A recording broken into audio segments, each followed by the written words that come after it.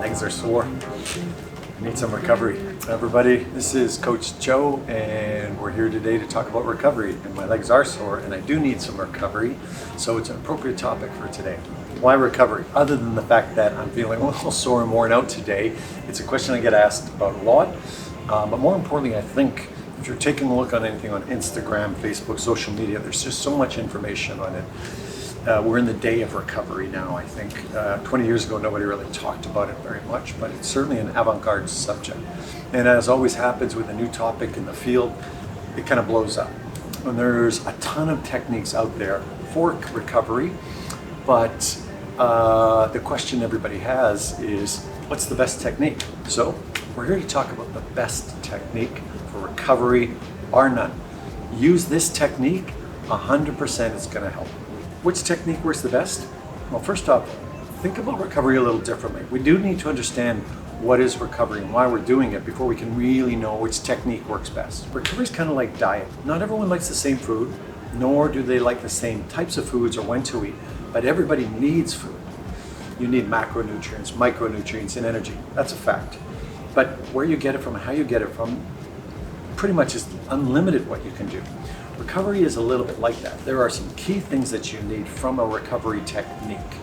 And if you get that, you'll find that the technique you're working is going to be successful in helping you recover after exercise or training. So what needs recovery? That's also the next thing we should be asking, all right? When you exercise, a bunch of things happen in the body. A bunch of things accelerate. You get significant changes in your blood and your lymph flow and circulation. You get significant changes in the tissue mechanics, tissue pressure. You get significant changes in metabolism, energy metabolism, muscle metabolism, cardiorespiratory metabolism. All these things are accelerated, in some cases very high.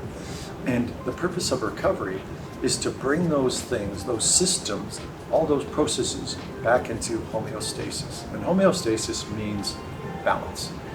And what we believe and see from the sports science side of things and the coaching side is if we can bring you back down to normal quicker, earlier, it tends to be that you're better and more prepared to do more of that later, maybe a second session that day if you're an elite athlete, or training the next day. And that's what we really want to be focused on. When you're thinking about recovery, you also have to think about all these systems coming back down. And that's kind of about where the word came from. What recovery used to be called was a cool down. So I mentioned there is one technique that works better than anything else. All right, that one thing for sure is clear. The research, the practical application shows it. But there are a number of types of recovery techniques that you can use. And basically they're kind of three things, right? You've got active recovery, you've got passive recovery, and then you have a combination. Active recovery is something that you do to yourself. Passive recovery is something that someone's doing to you. So active recovery is like self-massage. Everyone's got a, the little massage gun or foam roller or scraping or flushing techniques, things you do physically to manipulate something in the body. And the other one is light aerobic activity. After you've gone for a long, hard run, you walk for 10 minutes. Or you jump on a bike after a hard hockey session or a hard team sport session. That helps something in the body. Those are active techniques. The next one are the passive techniques. These are the expensive ones. Things like massage, having somebody come in and actually do flushing type massage. Compression therapy. You've got great tools out there, things like Nomatec and other branded material that'll give you a specific type of air compression on the body. Cold and heat, there's always something around cold, heat, and physical manipulation. Cold cryotherapy, hydrotherapy, cold water immersion. There's some very expensive tools in that area. And then heat being the same, it's the opposite, but it's thermoregulation. And then combination, putting some of these things together, putting on your pair of compression socks or your Exogen kit and going for a light bike ride after training. Jumping in an ice bath or a hydrotherapy pool and doing some light activity. That's combination recovery technique. Are you ready? Because here's the one that works the best. Recovery technique that undeniably works better than any other technique is the one that improves circulation. Now, I want you to think about that for a minute. Whenever you think of the word recovery, you should now start thinking circulation. That's it. Because post-exercise, you had really high circulation. You had a lot of things happening. And if you go from all of that to nothing, the body needs a downturn. The body needs to come down slowly. Warm up, cool down. And circulation needs to be gradually dropped. So what's circulating? Well, first it's blood flow, it's all those nutrients, it's waste products. We've got to deal with all that left over.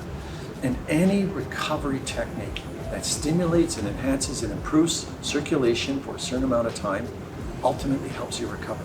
From all those techniques I mentioned, the one that works best, all of them. And this is really clear. As far as the science goes on this, both the empirical research and the sort of anecdotal or practical data that we have, we know that all recovery techniques show benefit. There are some studies that show a little more here. There are some studies that show a little more here under certain circumstances. But I've done this 35 years with thousands of athletes. And the one thing I know is, not only is it the one that they do, but it's the one they do consistently. And they all have value. So don't get too caught in the hype. All right? You're going to have to pick a technique that you like, that you can do, and that you're going to do consistently. And if you do that, your recovery is going to have a benefit. So the take-home message on recovery, all things that stimulate post-exercise circulation will stimulate and improve your recovery process. What's most important is that you find one of those techniques that you like and that you're going to tolerate. I see people throw themselves into ice baths. They can't stand it. They can't stay in long enough for the stimulation of the circulation that happens. And there is some guideline on that. And I tell them, stop using the ice bath.